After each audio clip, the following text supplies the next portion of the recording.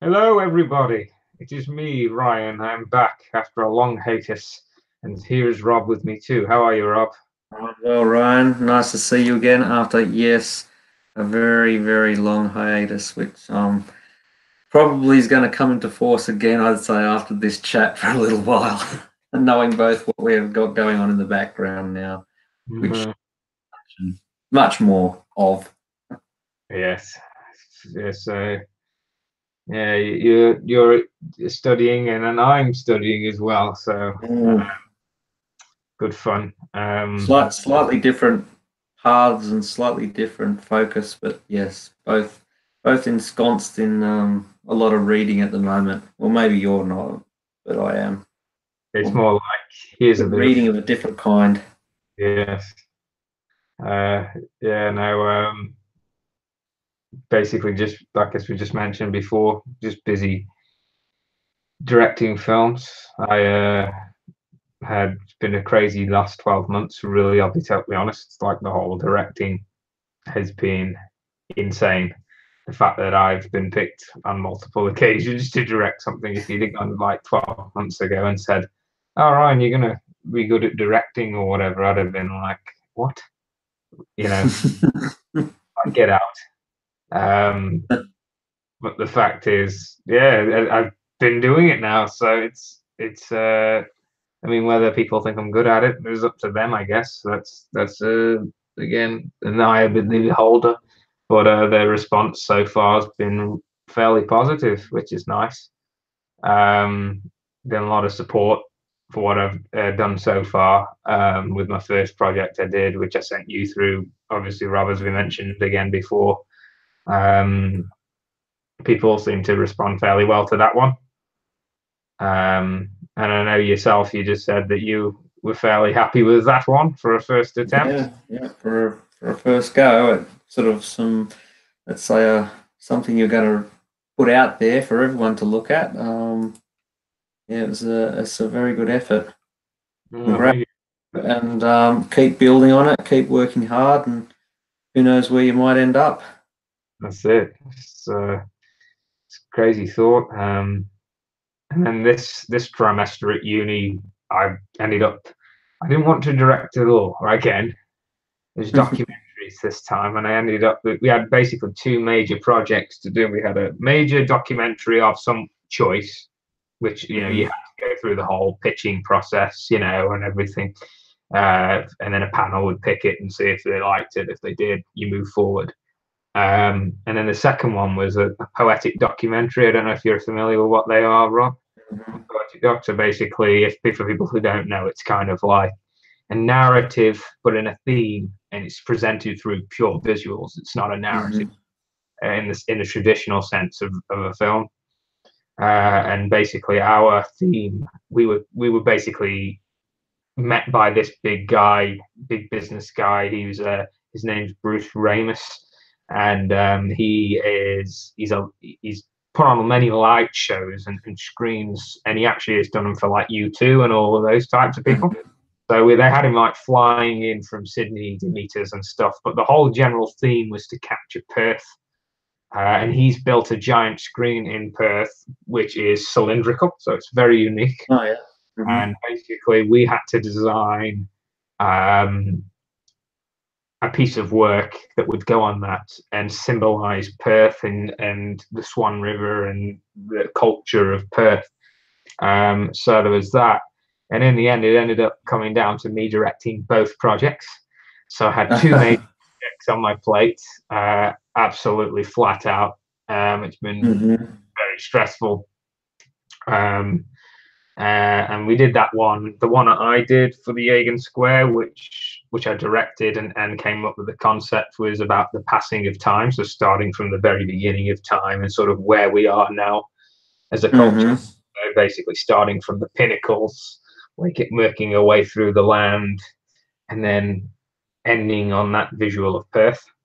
So that's what I wanted with that, and we achieved it in the end. And it's been screened up there, and it will be screened for a good while up on that screen, along with a other bunch of talented students' work, Oh, which that's fantastic. yeah, it's a great experience. And Mhm. the second project I did, which was a major project, which again I ended up directing, and it was an idea of mine. I only had one idea for this documentary, and it was on my good mate who I work with at Woolworths. That's where I work, at a Woolworths store. Mhm. And my good friend, I think we've all done that at some point in our lives. that's it. Well, I work with a good mate of mine. His name's Braden, and he is a really awesome dude. He's has Down syndrome, um, Mhm. but he's a very upbeat guy. His mum is an incredible person as well, like for what she's done for him, and set him on the right path for life. And he's very smart dude. He's very funny, charismatic. And I thought, a documentary on him and his life and the workforce and sort of the start of that and how they got him into it would be an interesting one to do. Um, Mhm. and it was my first time doing a documentary, even when I was reluctant to do a documentary.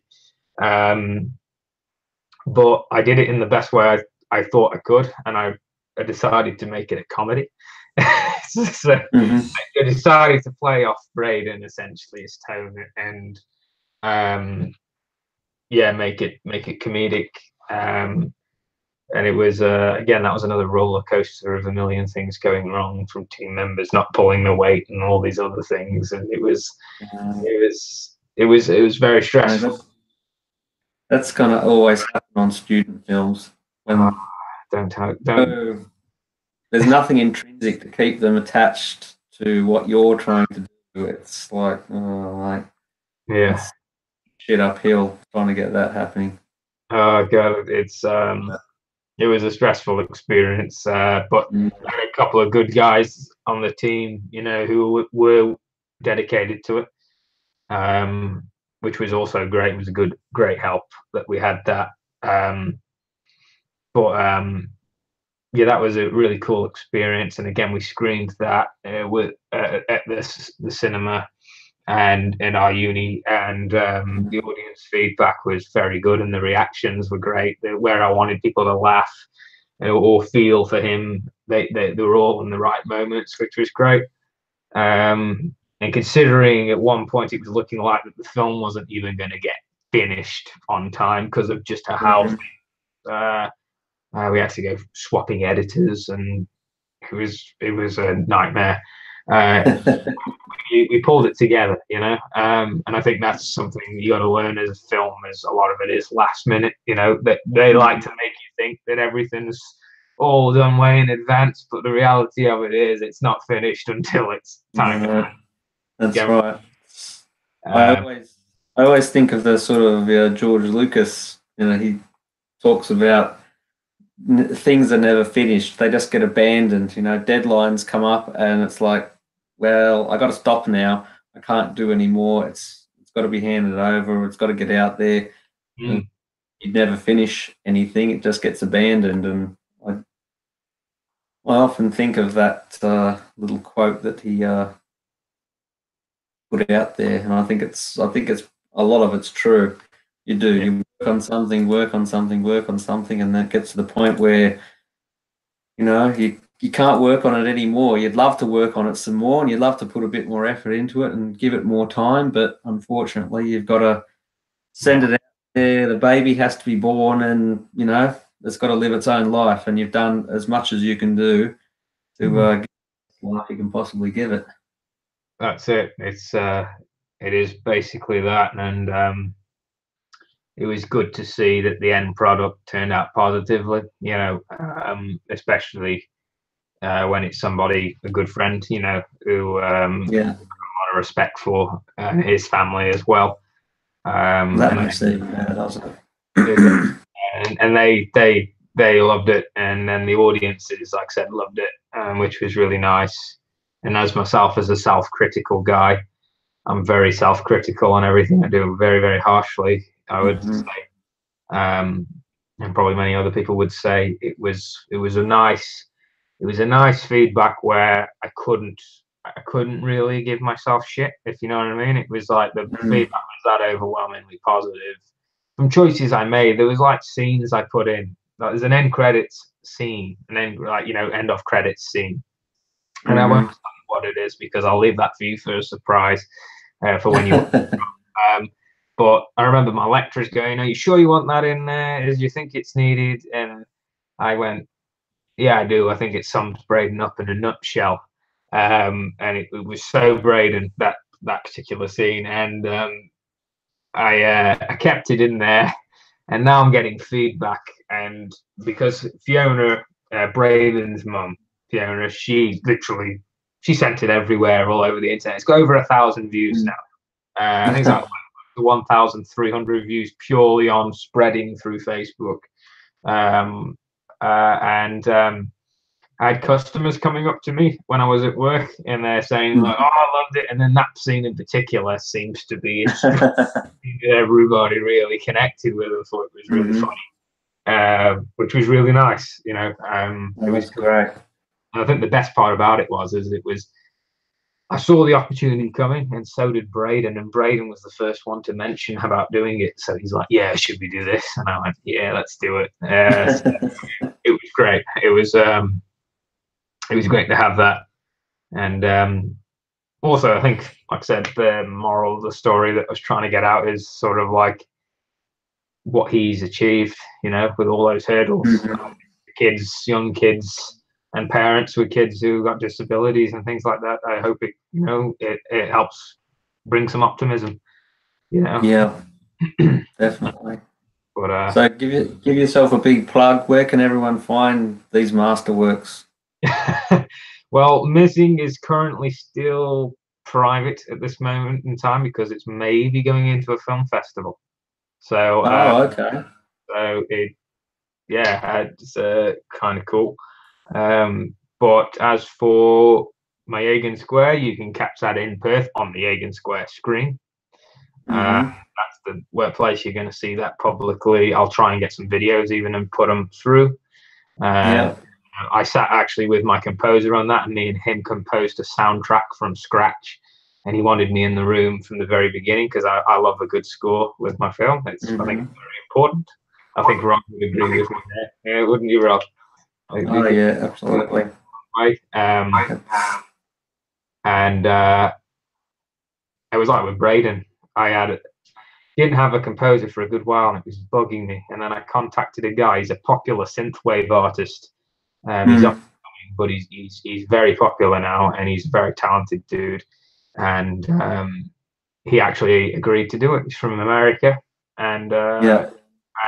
his name's Michael Weber. Really talented. I love his sounds. He's awesome.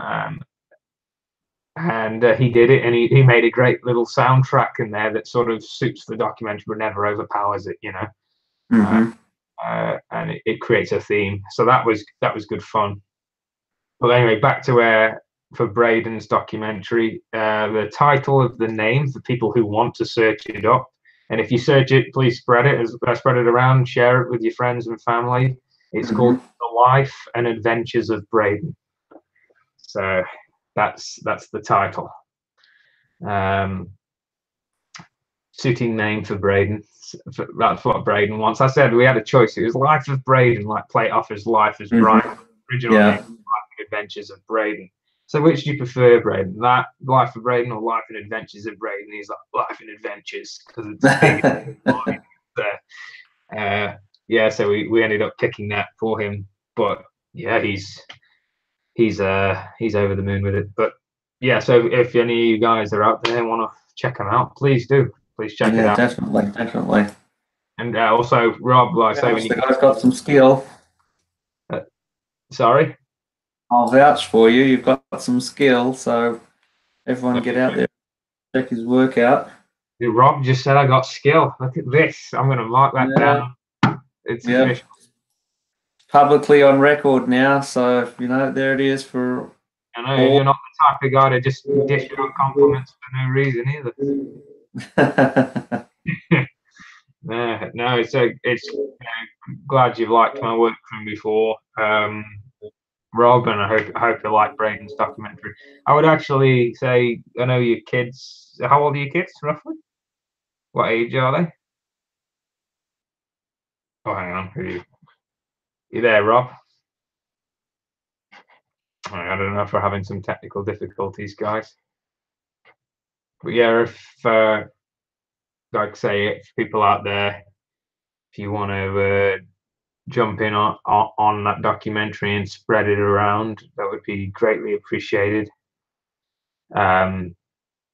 People so far have been enjoying what we've done, so that's always very nice.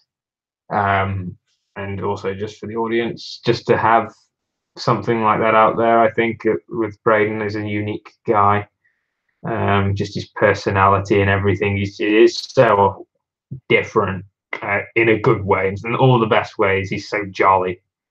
It's definitely going to be worth you guys checking out, I think. You're all right there, Rob?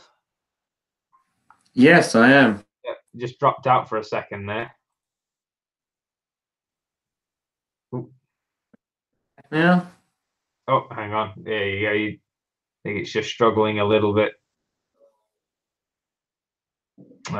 So yeah, Rob. So your kids, how old are they roughly? The age? 8 and very young. 8 and very young. I would Yes. I would say if you want, just because of Braden's bubbly personality, if you watch it with your kids, see what they think. See if they like. Yes, I'll show it to my eldest and Yeah, see what he thinks. yeah. He's I got think I think enough patience and disposition that he can sit through yeah, stuff like. yeah, yeah, yeah. He's no, it'll be good. Good. Like I say, I hope people connect with it and, like I say, spread it around. Yeah. Look, Braden. Sounds like they already have. Oh yes. I mean, if you're gonna get, try and get an autograph off him if you ever do come to Perth or anything, refer to my stage name, which is Jack Jordan. That's what he's told me. His stage name, Braden's stage name, is Jack Jordan. I said it sounds like one of those old Hollywood names, Mm-hmm. like Jack Warden or something. You know what Yeah. I mean? Like something like that. It sounds like that. I don't know where he pulled that one from. Yeah. But yes, that's his stage name, Jack Jordan. He actually opened one of the interviews that we actually didn't end up putting into the film, but he's like, "Hi, my name's Jack Jordan." Like he opened it up uh, with his alias, his new name. Uh, but yeah, that's everything. With me anyway. I'll probably stop talking about that now. All I will say is currently writing something new, so we'll see how that goes. New ideas constantly popping up. Absolutely looking forward to it. Oh, thank you. And so, Rob, how have you been all around anyway in the collecting world? In the collecting world, I've been, I think, pretty much as I said last time, pretty much mostly retired now. I think the last, and I think the only piece I've got in, well, official piece, I should say, is where is he? That one there, which Ooh, I Predator. which was that's the exclusive, the Jungle Hunter. Was There, and that was my last official piece come from Sideshow Direct. I used all my points on it. So got him reasonably, or got him for a really good price because that was like 10 years worth of points that I blew on him. So he wasn't super expensive, which was good. And now that Sideshow are making us GST on top of everything else, and prices continue to go through the roof, and shipping continues to be super expensive. It's like that's pretty much it for me. From certainly from Sideshow Direct, and I did get last week a fan art piece, which I haven't even unboxed yet. I haven't taken it out of the box. I've been so busy; it's just sitting in my garage, and I've got another little fan art piece coming probably in the next week or so, which I'm looking forward to getting. But that's just a little Lord of the Rings environment. I don't know if you might be familiar with the little environments that Weta Yeah, have yeah. made over the years. I'm getting a little fan art one Nice. week. So yeah, it looks really nice. It's a piece that I think will fit in well with the collection. So really looking forward to getting that. And collecting wise, that's in terms of sort of statues. That's about it. Yeah. Reorganized the room yet again. Looks quite nice at the moment. Running out of room, or have run out of room, like I guess most collectors nowadays have run out of room. That's about it for me. Yeah, Yeah. a couple of pre-orders left. XM pre-orders. I'm waiting for that Hulkbuster to come in. When that comes in, that get that piece, and that's about it. Yeah. Yeah. Very What nice. about yourself? Well, I I know you got that fantastic Dread DCS piece. yes, he's right down here. Yeah, I've done a bit of a rearranging of my room and sort of amazing how much more efficiently you can display and get more out of your space. Like I've got empty shelves now. I've actually Mm-hmm. around, which is fantastic. Um, and I've popped things in other spots just to make it feel more atmospheric. I mean, it's like next to my TV right now. I'll show you. It fits perfectly. Couldn't it's like a glove, right? Um, just right here. Yeah, that's it's not that big, is it? The sort of the base on it and stuff. It's not a one of these pieces that takes up the That's amount it. of real estate. And it looks really, really cool next to the TV as well. You know, Very just nice. and so there's that. And yes, so I got that. As of recently, I haven't really gotten much. What I have got is the Godzilla piece. That was for my Mm-hmm. 21st. That was a nostalgic sort of thing my parents got me because, grew up on Godzilla and stuff. So it was, Mm-hmm. yeah, and it's a absolutely amazing piece. I mean, I did a video on it. I don't know if you've seen it yet. Um, I absolutely love that statue. It's one of my favorite statues, period. The detail, this, and by the way, this isn't the first Godzilla. This is the second one that they released with the red base. Yeah. Uh, Mm-hmm. like night and day, just two different pieces, like completely, like Yeah. quality. The detail across the board on this one is like beautiful. It is jaw dropping.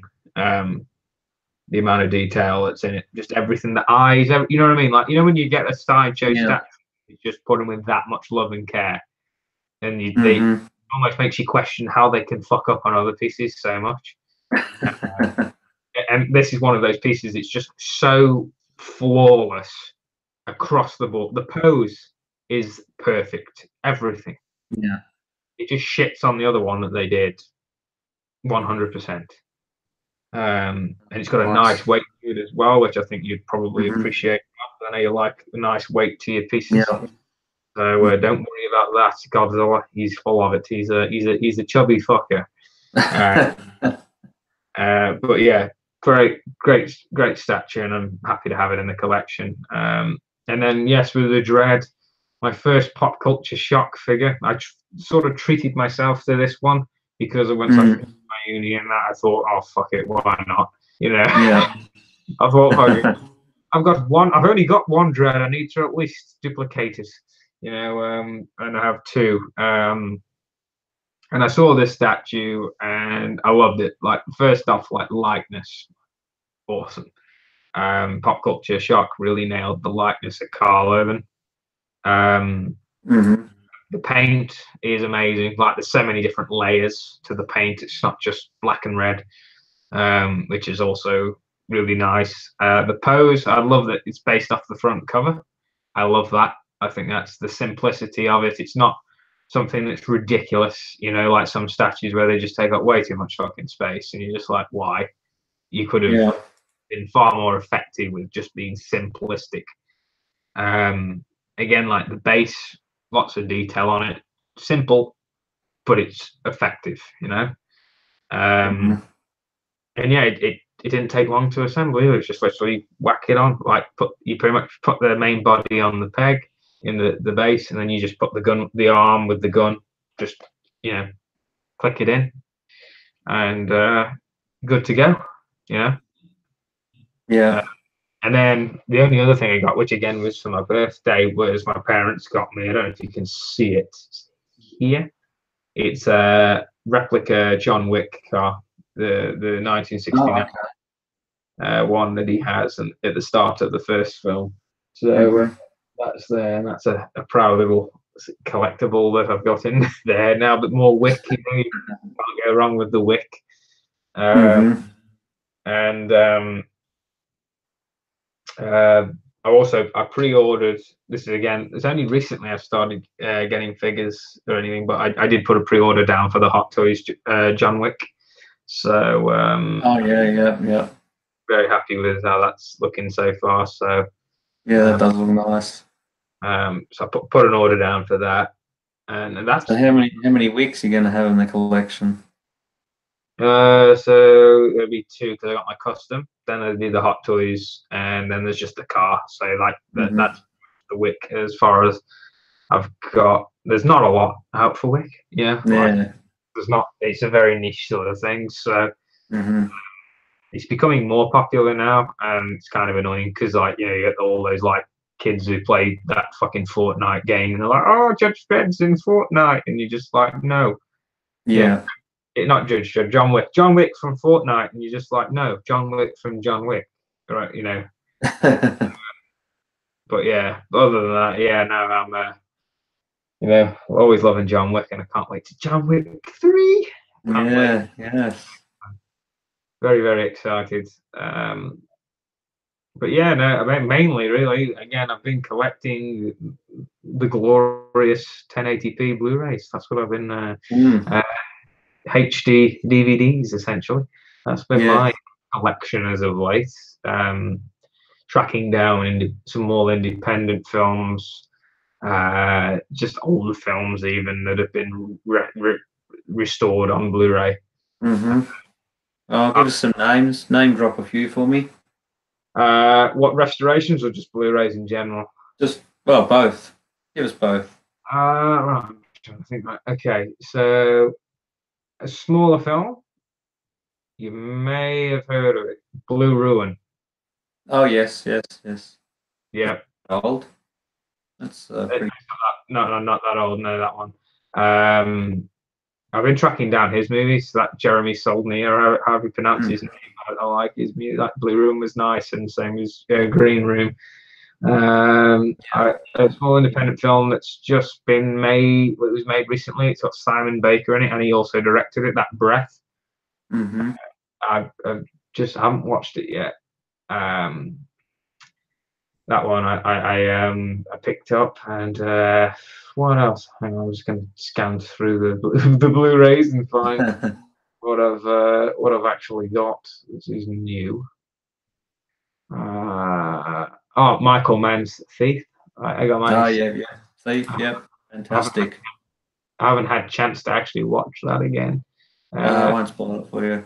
It's good stuff though. Good stuff. oh, I love Michael Mann, Michael Hunter. Mm-hmm. You must Yeah. like Heat then. Oh, Heat. Yes. Fuck yes. Heat's. Yeah, it's got sort of similar vibes to Heat. So Yeah. Yeah. I just Michael Mann rules in general. James Caan being very manly and James Caan like. Yes. Manly man. He is. He is. Yeah. Yeah. There's a few here. I'm just trying to scan through. Oh, I tracked down an old. Again, haven't watched it, but just because it's William Friedkin, I tracked Mm. down this old pulpy movie that he made called The Guardian. Oh, okay. Yeah. They've done Mm-hmm. it, been remastered on Blu-ray, and I just thought, you know what? It's William Friedkin. Mm-hmm. I'm going to give it a shot. Yeah, absolutely. You have to. It's probably it'll throw me through loop or whatever. It's William Friedkin. His whole aim of the game is to fuck with his audience, isn't it? Like he's just like, you like this character? No worries, I'm gonna blow his face off. He's that type of guy. But big fan. I tell you what, I did recently pick up on the glorious Blu-ray and really enjoyed it, and that was Dunkirk. I'm a bit late to the game on that one. Oh, okay, yeah. Christopher Nolan's Dunkirk, great film, great film. But if you haven't seen it, Rob, I think you would. No, Definitely. I've seen it. Yeah, You've seen it. yeah, absolutely. Was You like late to see it till. Oh God, I didn't see it at the cinema. Like you, I got it on Blu-ray. Oh, and I on Blu-ray as well. Like I didn't get to see it. Yeah. Did you like it? Yeah. No, I thought it was really good. I thought it was really good. Yeah, no, I dug it a hell of a lot. Tell you what, I did pick up as well.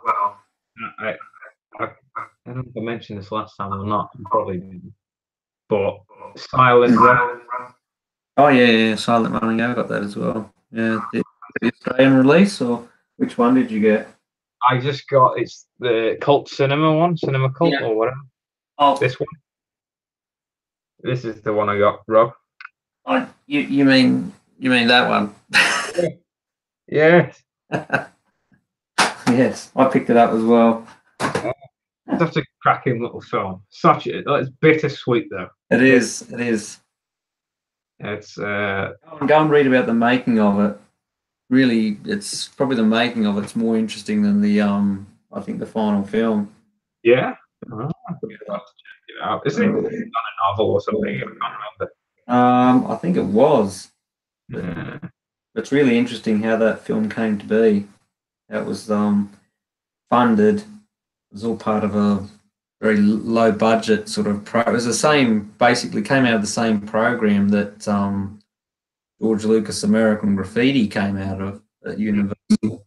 Very low budget. They're just basically looking for the next easy writer to come along. So they were giving filmmakers of note, young filmmakers of note, grants, basically $1 million or so to go and make a film, and they had complete control over the content of that. And one of those was Lucas's American Graffiti, and another one was Silent Running. That's crazy. So yeah, they were able to, because it was directed by Douglas Trumbull, the guy who did the effects work for 2001. That's it, yeah. For a lot of the effects work in that, and you can already see, can't you, where it's from?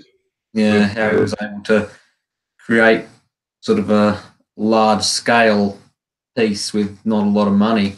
Yeah, I say it looked grand and epic and everything it did. So quite cool. And the little robot, you can't help but like them.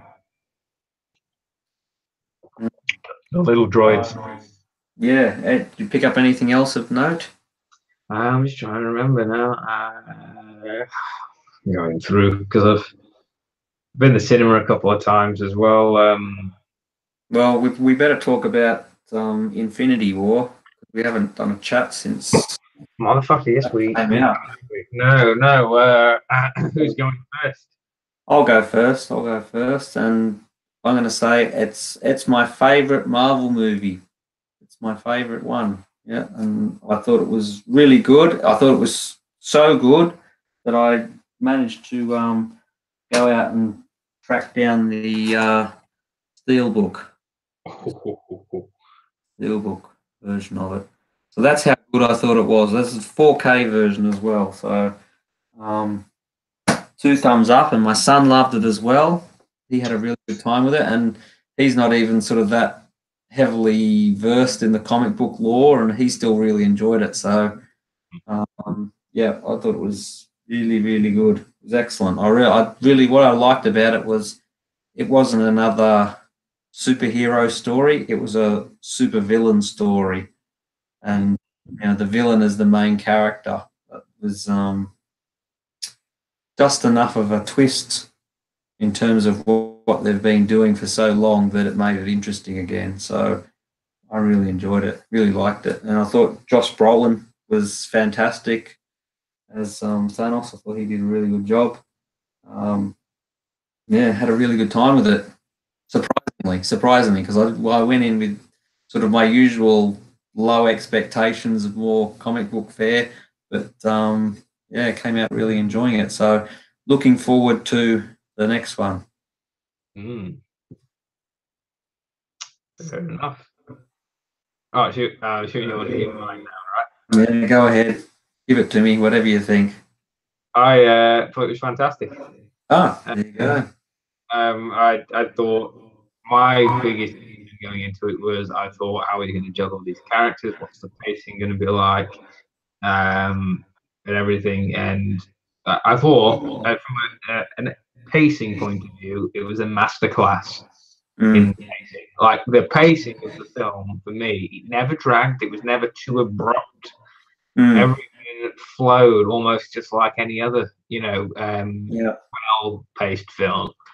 Uh, Mm-hmm. a film of that scale, you'd think that that would start to buckle a little bit under its own Mm, weight, but it never does. And I think that is uh, from what you just said, is because it's about the characters, all of them, but what the central story is, it's really focusing on that story of Thanos, what he's going mm, through, his journey mostly. yeah. Uh, and I really like that. And again, I was the same as you. I went in very skeptical. I was a bit like, oh, here we go. Critics are liking it, but you know, we've seen that before.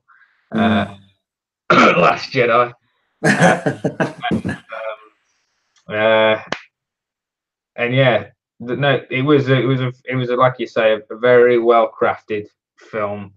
I think it's it sort of proves Marvel, how well they've been doing lately, Mm, regardless of where you fit on some of the movies. I say, majority of the Marvel movies are pretty darn good. It's only a mm. small percentage of them I dislike. Um, and I'll tell you what, the biggest hyped one for me this time was Black Panther. Um, Mm. for all the hype that film got, I didn't get it. Didn't get the. I actually haven't seen it yet. I haven't seen it yet, to be honest. Oh, I'll give it a watch and let me know what you think. But Mm, I just didn't get what the hype was about, and I thought I was insane at first. And then I still remember being at work and a customer came, well, a few customers actually come through, and they talked about seeing it, and they all said it wasn't as good as they said. Like it was mm, not that great. And I do honestly think that I think it had a great cast and had all of that, but it was a bit of a mess story, and you saw everything coming, and the special effects in some parts were awful for a yeah. budget film like that. Like there was bits in it, Robbie, you'd be sitting there in your chair and you were just going, "What? Why does that look like that? You've got all Mm, this money. yeah. Why am I looking at a green screen? You know what I mean? A few of those movies. Like there's literally a bit where they walk off one of their ships, and in the background there's the guards. Mm, To the guards, you can tell are CGI character yeah. models. They've just been put on the background. Yeah. You can clearly see that. Like my eye was drawn to it. Let's Mm, say like you got the full like screen here. Say T'Challa's here, like Black Panther, and they're up here, like in this back mm, corner here. And I'm drawn to it. I'm just like, hang on a minute, they look clones, like clones. mm, Yeah, no, that it was meh. And then on top of that, to have Andy Serkis, who played that really fucking bizarre character, and have him sing as well in an interrogation room when he's being interrogated. What is love, baby? Don't hurt me no more, in a South African accent, and I just went, "What the mm. am I watching?" There at that moment, I thought Andy Serkis. I'm wondering if he's done any drugs before filming that scene. Uh, it was a bit one of those moments that's kind of like that seems tonally out of place, and I'm all for genre bending, but and everything not being one tone, but it just felt like he felt like a cartoon. Yeah. And then obviously like the ending was a bit your generic beat down. Yeah. You know, so that was meh. But Infinity War, yeah, I dug it. I dig it. Yeah. Um, Yeah, I agree. You know, I haven't enjoyed a Marvel movie for a long time, and the only other Marvel movies I own on Blu-ray are the first Iron Man. I really still enjoy the first Iron Man, and I have the three Captain America films on Blu-ray because he's my favorite sort of Marvel character. So I enjoy those ones, and of course, the second one and the third one were directed by the same two guys that did Infinity War. So I guess there's a bit of continuity happening there, and they're the only ones I actually own hmm. on Blu-ray. I've never been sort of too fussed about. I like, and it's taken time, but I've grown to really appreciate Iron Man 3. Mm, I quite like that film. I mean, Shane Black, I think, is a terrific filmmaker. yeah, And he's a talented dude, and that's why I'm more optimistic about this new Predator movie because he's behind it. You know, purely on him, mm, I'm behind it, and I've read reviews so far, and mostly positive. Um, though obviously people are going to bag it, but to me, again, it's opinions, and also everyone bags everything that's not the fucking original Predator. It's like Predator, it's never going to live up. It's like it's not meant to. mm, Never going to recreate you. How many times? It's like you could go to Force Awakens, and that movie was a literal rehash of A New Hope. And yeah, Bruce just goes to show you, you could literally recreate the movie, fucking every fiber of the same movie again, and release it, and it still wouldn't give you the same feeling as seeing it all for the first time. So mm. it seems like the new Predator movie, from what I've heard, is more on the action more than anything else. I would probably think so, knowing his sort of background. That's probably where they're Hmm. going to pitch things. I mean, it's funny. I was actually reading only a couple of reviews said this. Most of them were basically said the opposite. But some people said because there's humor in it, it almost breaches the grounds of all out comedy. And I just went, yeah, right. I'm like, do you really think they would let him do a full out comedy about Predator? I said it might be funny, but I said it ain't a comedy. And then, especially when you read the interviews with Shane Black, and he even says in the actual interview, "This is not a comedy. I'm not doing a comedy. I'm doing a thriller." But the comedy would come from the banter from the characters, which very much is like in the first film. The first film had great banter between the team of commandos. Um, and so that's what seems to be passing on over there. What this one does more so is it just leans into that action. It's a little bit more fun, from what I've heard. But I'm excited to Yeah, see it, and I'm optimistic. And again, it's been divisive for some people, but Shane Black has that streak in him. It's like Iron Man 3. Iron Man 3 is very divisive. Some people can't get past the whole Mandarin thing, you know, being, yeah, hmm, I thought it was fucking genius. I thought, I was like, he literally did, like, the whole point of the film is to get one up, and it's like this one big show, and it turns out it's all load of bullshit. He did the exact same thing to the audience, and I thought that was absolutely genius. Completely subverted, the expectations of everything, and I thought that was genius from Shane Black. So I think he's going to do something similar with the Predator. But all I do know is it's action packed, badass, and gory, apparently, and I'm all down for that. I want some of that. I want some of that Predator action. So as long as it's not a full out comedy, but I don't know about you, Rob. I don't think they would ever let that quite happen, um, like to that same degree. I think it'll have humor, but I don't think it'll be a comedy. I don't know what you think about that, but Don't I haven't, to be honest with you, kept too close a watch on that to know anything more than I know it's coming. It's yeah, it's set on Earth. I think not the last one was set on the Predator home world or Predator stalking world or whatever you want to call it, whatever it was.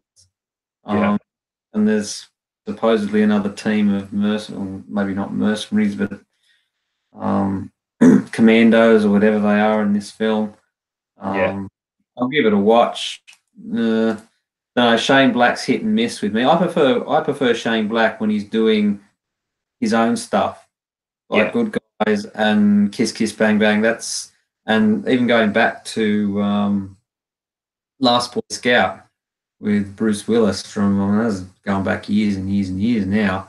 It's a very old film, but that I prefer Shane Black when he's doing his stuff, not when he's trying to do other people's stuff. Yeah. So I'll see how it goes. Yeah, I'd be honest, I'm not a fan of anything past the original. I think the original really is it. It gets better.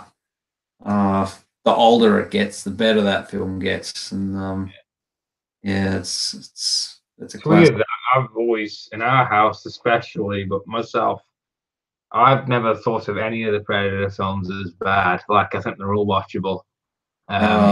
See, I watched Predator 2 or half of it not long ago when it was on TV, and I just was flicking through the channels and I caught it, and I watched half of it. I hadn't seen it in years. Haven't seen it in years, and I watched it right from the beginning because I caught it as the opening credits were rolling, and watched the first 10, 15 minutes and thought to myself, this film makes right out of the gate, it makes sort of cardinal mistake of a film, and that is it puts the audience ahead of the characters in the film. Like Right. the audience knows more than the characters in the film do. And that means the audience is sitting there for 10, 20, 50, whatever it takes, half an hour to catch up, or the audience is sitting there waiting for the characters to catch up in terms of what they know. Because at the start of the film, can't remember, or I don't know how familiar you are with it. They have the whole city shootout, and they go into the warehouse, and the predators, the city hunters, going through the warehouse, knocking off. I remember the drug cartel or whatever's happening, and he's stringing them up, and Danny Glover gets on the roof and he sees the predator. That's right. He sees the outline of the predator, and all the characters in Danny Glover's team. They're encountering all these things that are happening in that opening sequence, and they're all wondering, "What's going on? What's going on? Why is this happening?" And we, as the audience, we already know what's happening. The first one. So it sort of leaves the audience sitting there waiting for the characters to get that knowledge in their head, so they're on the same footing as the audience is. And that's like that right up straight away was stuck out at me as like, this is when they put this together, it was put together in a wrong way. You in essence, like I said, you've given the audience has all that information already.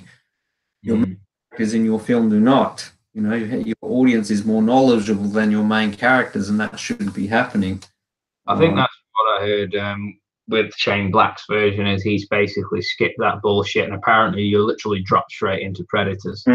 Well, that's the way it should be, because the audience has already seen 3 of these movies. How many have they made now? 3, is it, that they've made? Up to the 4th one now, I think, with the new one. So all that, they already have all that background knowledge. I think I give him kudos for trying, but sort of, to me, Predator, it's got the same problem as the Alien films do, in that the audience already knows, the face hugger. They already know all the ins and outs and how it all works. When you repackage that, and how can you present it in a slightly different way to make that stuff seem fresh and new again? That's a hard thing to do. It's really hard. I mean, only out of everyone who's made the sequels to Predator and the Alien films, in my opinion, the only one who pulled it off was James Cameron, and he added to the mythology. He took what Ridley Scott did, and then added to all of that. Yeah, I mean, it's like Ridley Scott's flogging a dead horse now, anyway, and he I didn't like those films at all. I'll be honest, I didn't hate Covenant, right? I despise Prometheus, which you already you. I've said this times. I fucking hate that piece of shit. Um, um, Alien Covenant. I watched it. I enjoyed it for what it was. I didn't go in with any high expectations. I didn't get to. I basically treated it. Like when you walk into a film and you go, "It's Alien, but it's not." If you know what I mean. It's separate. It's like another go at it. You know what I mean? It's an Yeah. alternate take, almost like you treat it like a separate comic, almost. Yeah. I call it that. On that merit, I enjoyed it. You know what I mean? Like for what it was. There was lots of appealing shit on screen and stuff. But as far as like taking it anywhere new, it a little bit, but not enough. Yeah. It's too callbacky, if that makes sense. Like, oh, let's go back to this. But again, I think it's like everything that we're at that stage in movies at the moment where it's his rehash after rehash. I mean, it's like Star Wars. I saw Solo, a Star Wars story, and I really enjoyed that. Believe it or not, after I was not looking for it, I thought because I thought they did something with it. They took it and went, "Fuck it, we're gonna make our movie," and it was great. I thought it was really good. I don't know if you've seen it, but Yeah. No. I took my boy to see it again, like we did. I thought it was okay. I yeah, didn't think it was great. I didn't think it was terrible. It sort of, to me, it just sort of sits there. Mhm. It's not. It's like a lot of Ron Howard films. It's not going to knock your socks off. It's not. It's not terrible by any means. I mean, Ron Howard is if he's anything, he's a good craftsman. He knows how to craft a watchable flick, and yeah, does that with Solo. I mean, like I said, it's eminently watchable. You can sit down, you'll have a good time with it. The problem is, 10 minutes after you've left the theater, it's like, you've forgotten about it. mm, That's not to say it was designed to do anything more than that. I mean, it is just designed to be a simple entertainment, and that's what it is. It's simple entertainment, and it works well enough as a simple entertainment. I mean, I'll buy it when it comes out. Coming out pretty soon, isn't it? I'll buy it when it comes out. And again, me and my boy had a good time watching it. We both thought it was, we both had fun, and we'll watch it again. Was it a great movie? A classic? No. Was it terrible? It wasn't terrible either. It just sort of, it is what it is. I think Ron Howard's best films are like the Da Vinci Code films and stuff. I love those. I actually saw again on TV. Can't believe I watched a couple of films. I saw half of Apollo 13 last week. Again, I think that is a good flick. Yeah, he's. That is a good one. I think that's his best film. I think he's underappreciated as a filmmaker. The guy's a consummate craftsman. If you go and look at his whole filmography, all the way going back to sort of Splash and before Splash, and all the way up to now, the guy hasn't made a dud. Yeah, he really hasn't made a dud in his whole. He's made some boring films, but I mean, lots of people made boring films. Has he made an out and out dud, a real stinker? No. He knows his craft. I mean, that's one thing. That's why he keeps getting hired. Yeah. He's a good filmmaker. Yeah. Gets it done on time, gets it done on budget, and produces something usually that's watchable. Yeah, no, it's I say Solo for me was a far better film than something like The Last Jedi. I mean, The Last Jedi is. I was watching that, and my dad made it because my dad doesn't like it either. But he said maybe it works on a standalone, and I look at it personally on a standalone level. I don't even think it works on that level. It's sort of like it's an exercise in pointlessness. Like it doesn't lead anywhere. And it's like, well, Empire Strikes Back, people make the argument, it leaves on a cliffhanger. I said, yes, but Empire Strikes Back has a beginning, middle, and an end. And there's a progression. Somebody, somewhere, progresses. Somebody improves. Somebody moves. There's a progression, a kept story arc. I said, you think about The Last Jedi, there is none. Nobody goes anywhere. Rey is still boring. has no personality. You still don't know who her fucking parents are. Apparently, she's no one and you've known it all along. Then you've got Kylo Ren, who you think is going one way and literally reverts back to his old self.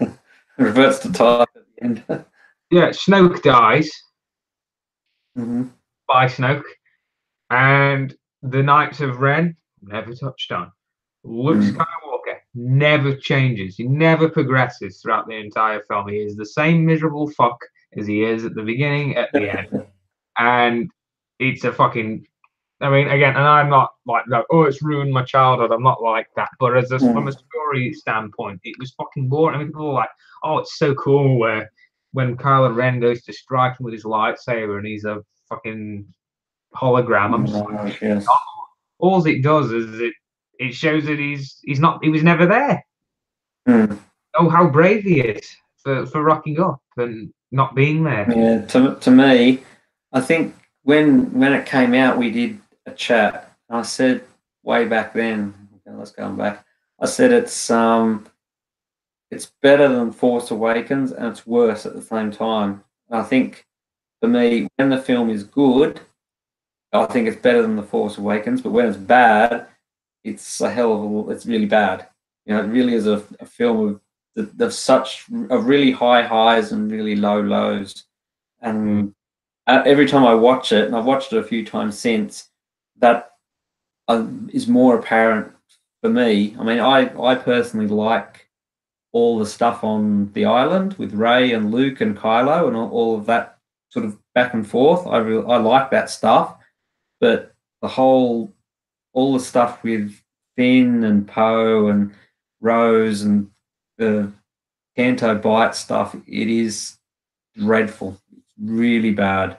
And And I truly believe that Ryan Johnson thought he was a fucking genius when he made this film. you But know, again, sort of talking about sort of, really fundamental filmmaking, you could, if you take The Last Jedi and take out all of that Canto Bite stuff, you could lift all of that straight out of that film. And what you're talking about, this sort of proves it. That, there's no character arc. You could pull all of that out of that film, and Rose and Finn, they're on that big ship that's moving at like 2 kilometers an hour, and put the back on the big ship moving 2 kilometers an hour, and take all that Canto Bite stuff out, and it wouldn't change, and it changes nothing in the film. doesn't. Right. It doesn't affect anything in terms of the plot. It affects nothing in terms of the themes of the film. It does nothing in terms of the subtext of the film. It doesn't even, it barely forwards those two characters through that sort of subplot. But you're talking about sort of half an hour of screen time for a tiny little bit of character progression and nothing else. And it's bad. It's bad stuff. You could take that whole sequence out of the film and you wouldn't even miss it. And that's bad filmmaking right there. When you take whole sequences out and you wouldn't even know it was gone and you wouldn't care it was gone and it doesn't affect any other part of the film. That's bad. I think since The Last Jedi, it's changed my whole way about how I look at critics as well. Because one time, critics, if they said it had some serious clout to it, and people would go, "Fuck, well, the critics are saying it, so it must be true." But the fact that nearly every critic said that this film was nearly a masterpiece completely baffles me, and it just goes to show you where journalism's gone from where it used to be, from where it is now. How any dickhead with a keyboard can be a critic, and you just see it's it baffles me. So when critics make outrageous comments and they say this film is this, I mean, it's like those two people who said that Predator is an all-out comedy, which I highly doubt, because the studio, for money reasons, would never dare tamper with it that much.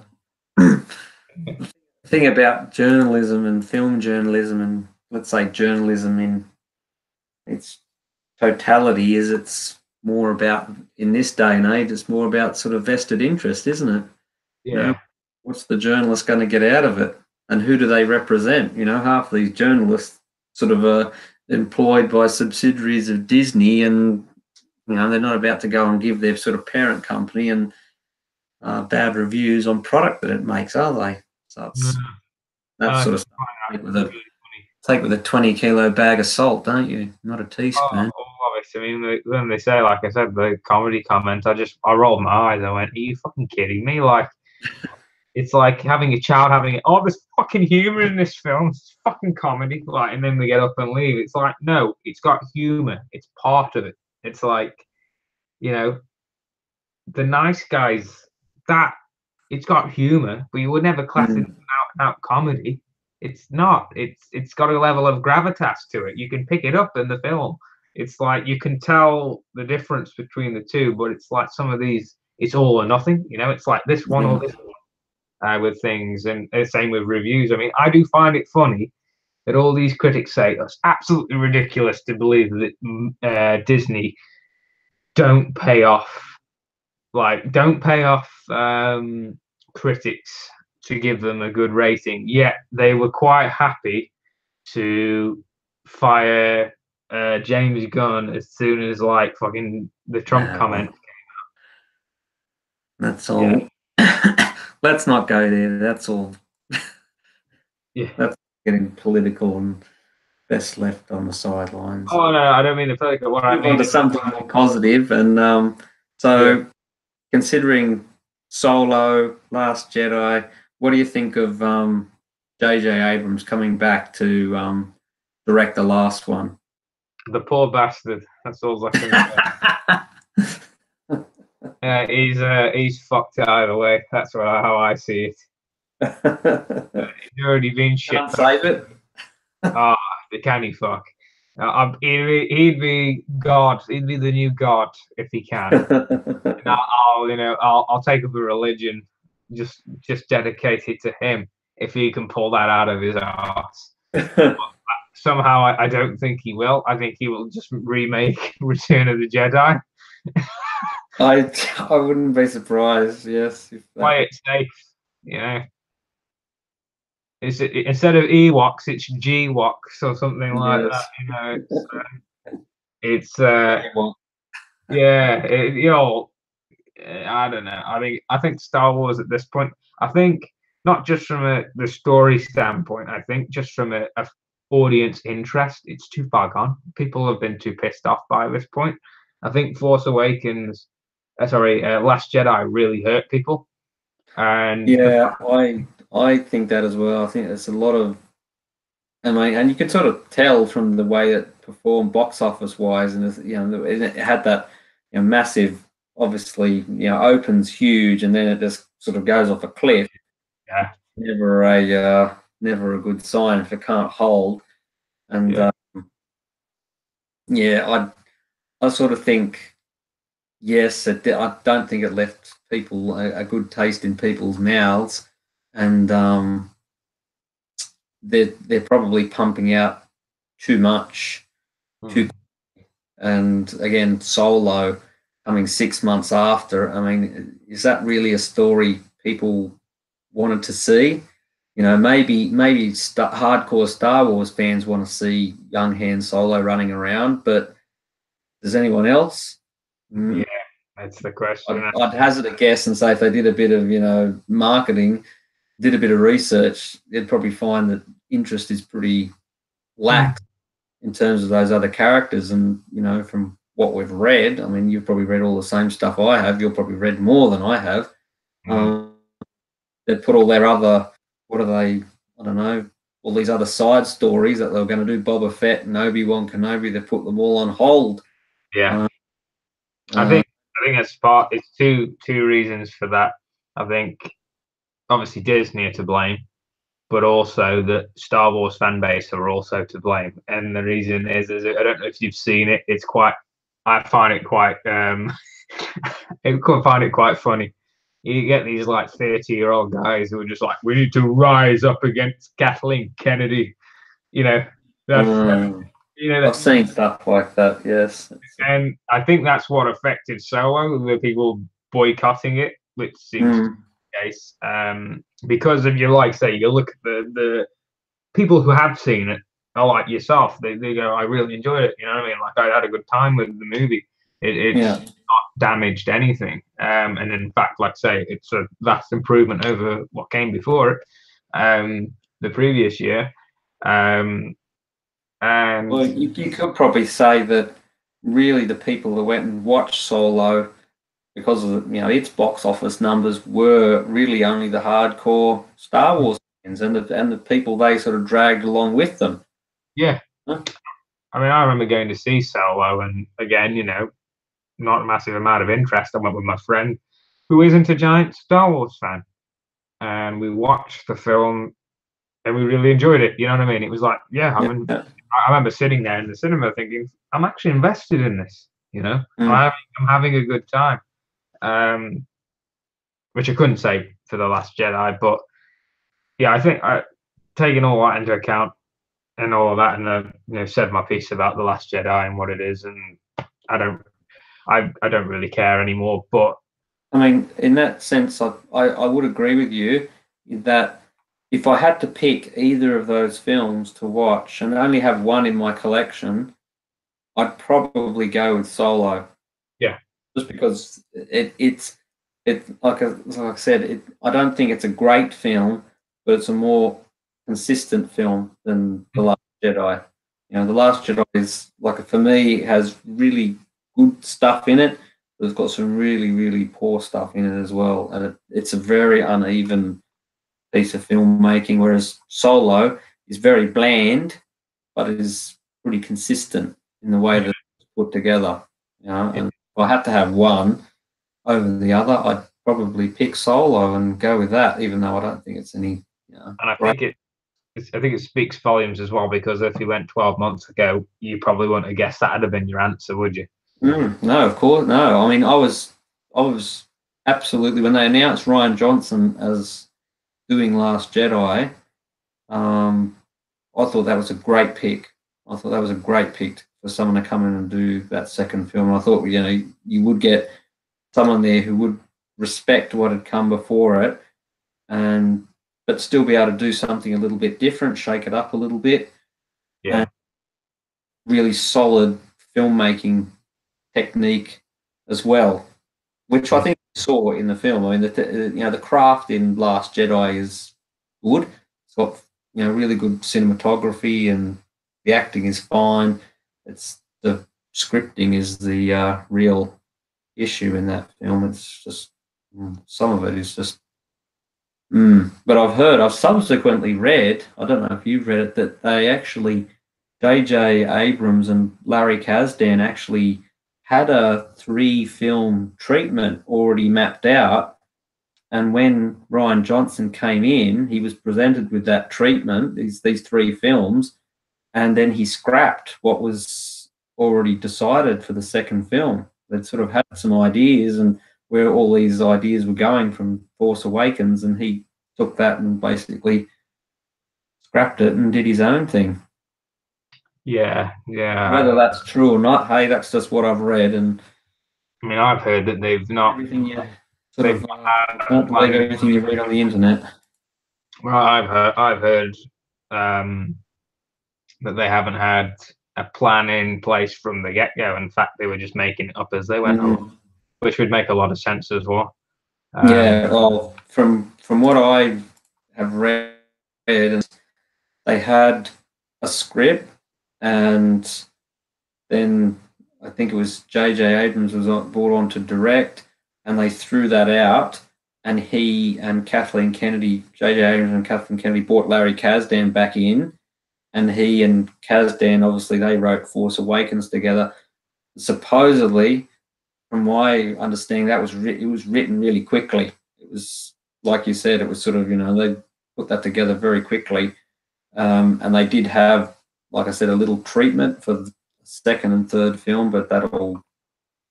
It's interesting you say treatment, because a treatment, that would mean they would have had a synopsis. They wouldn't have had a script, but they had a treatment. So treatment is obviously basically pure visual. Let's say notes. They had notes. Yeah, I would say notes. The second and third one would be. Yeah. Where the sort of main plot points and the main arcs would be. Yeah. Again, whether any of that's true, I mean, who knows? Who knows? I'm not there. I'm not part of Lucasfilm. I have no idea. Yeah, it'd be interesting to see. But generally speaking, with the treatment anyway, it's like Mm. you've got to be you've got to be treatment is when it's basically the before you write your script essentially. Mm. But, when I write a treatment for say my films and stuff, you write you have a thing like it. You've got a treatment, and then there's a director's treatment, which is basically what's happening on screen Mm. visually. Well, what is the audience going to see? Yeah. And then obviously you do your character breakdowns and your synopsis and all of that crap, and your log lines, your themes, your what you're going for. But yeah, that if it is a treatment, it's weird why he would scrap it at that point. I mean, I guess the director's point of view is to take it and make it their own. But if there's a rough idea, a rough concept, Mm. then that is a bit of a baffling. Well, yeah, that's what I've read, but again, whether you can put any stock in that, Yeah. Um, yeah, wouldn't surprise me either way. To be brutally honest, it doesn't sound like they've had any idea what they're doing. But anyway, probably not. that's it. Yeah. Let's if you sort of read about the making of the original films, George, it was the same on the originals. I mean, Lucas was making all that shit up as he was going along, Yeah. changing. It was changing daily what was going on. So, Yeah. I mean, when he talks about having, treatments for 12 films and all the rest of it, bloody bullshit. When he made the first film, he had A New Hope, and he had all the bits that he junked from his original scripts, and he had about half of the Empire Strikes Back, and that's all he had at the end of that first film. Everything else after that was just been sort of made up, and you can see all that. I don't know if you've read the making of books by Rizzler, I think it is. All right. No, really thick, very, very good making of books of the original films. And it's got pre-production art for A New Hope. And it's got stuff like, Cloud City was originally part of A New Hope and was developed for A New Hope, but never got, obviously was never, put in that film, and it all got held over for Empire. And Interesting. there's a lot of nuggets in there that you can see exactly what was developed originally, and then after A New Hope became the big hit that it did, what they went and what they went and reused for Empire and for Jedi. That's right. Very interesting. It's interesting stuff. If you like, you should be into that kind of stuff. Yeah, that'd be worth tracking down. Yeah, they're really good books, really interesting. I think you can. Well, we used to be able to get them from Amazon when we could buy from Amazon, but yeah, you can get them else. The dark times. That's right, before the dark times. Anyway, I think we'll wrap it up now because I got to head off soon. No problem. Catch the Oscar-worthy The Meg. Oh God! I've read the book. Jason Statham, you fucking. Oh, Jesus. I'm gonna go wrestle a fucking shark. I read that book years and years ago. I think when it came out. Yeah. 20 years ago at least. Oh Jesus, man!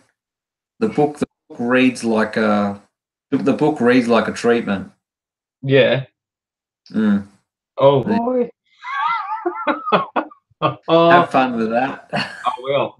You got to love Jason Statham. He's just like, come at me. Oh Jesus! Punches the shark, headbutts. Go and watch Silent Running again. Yeah. I'll just pretend I'm watching Silent Running. Yes. Yeah. If might even make you want to watch Last Jedi again. You know, so. Oh God, maybe I'll let you know.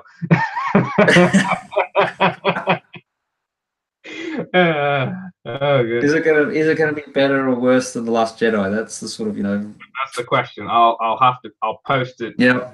I'll let you know. I will Yeah. let you know. Hold it for the next chat. Then we'll talk about Jason Statham And Meg. our next chat. Yeah, great. It's been great catching up with you again, Yeah, mate. yeah, absolutely. We will So, definitely do it again. yeah, no, so we'll try and get another one going as soon as possible. Because I'd like to keep them up in some capacity. Yeah, absolutely. We're both free because I know we're quite busy, both of us. But yeah, we definitely need to keep these up because I know there are people who do like watching them, and it's just great to talk shit as well about movies and stuff. So absolutely, you don't get time to talk enough shit. that's it. So yeah, take it while we get it.